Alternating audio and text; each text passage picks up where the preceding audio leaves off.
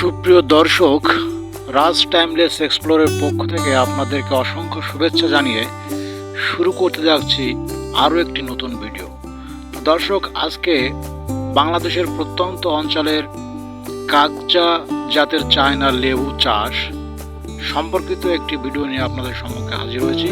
তো আজকে সেই লেবু বাগানেই মূলত আপনাদেরকে নিয়ে এসেছি।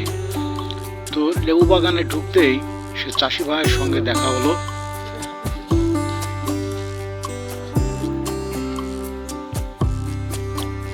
তো দর্শক, এই কাগজা জাতের লেবু বাগানে ঢুকতেই দেখুন এই বাগানটিতে কি পরিমাণ ফুল এসেছে এবং ফল এসেছে সেগুলো আপনাদের দেখানোর চেষ্টা করব। এবং বর্তমানে বাংলাদেশে কিন্তু এই কাগজা জাতের লেবু চাষ করে প্রান্তিক চাষিরা অনেক উপকৃত হচ্ছেন এবং স্বাবলম্বী হচ্ছেন। তো এই বাগানে মোটামুটি বেশ চমৎকার একটি পরিবেশ আমরা লক্ষ্য করেছি।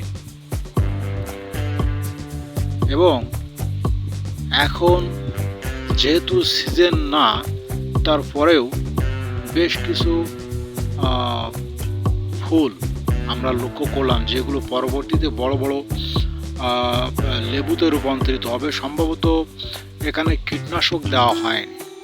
তো এটা আসলে সত্য যে কাগজা জাতের লেবু চাষ বা এই ধরনের অন্যান্য ফলজ বৃক্ষ চাষাবাদে কিন্তু ওই কীটনাশক ছিটানোর প্রয়োজন খুব একটা পড়ে না।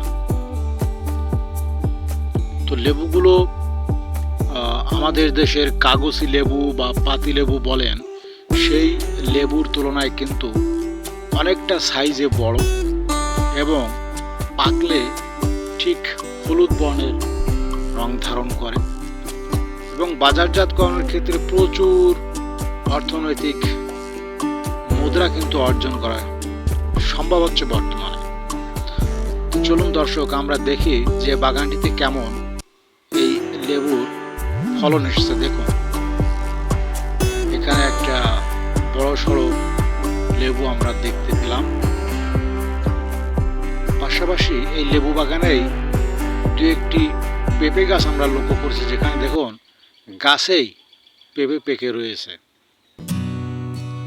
খুবই চমৎকার একটি বিষয়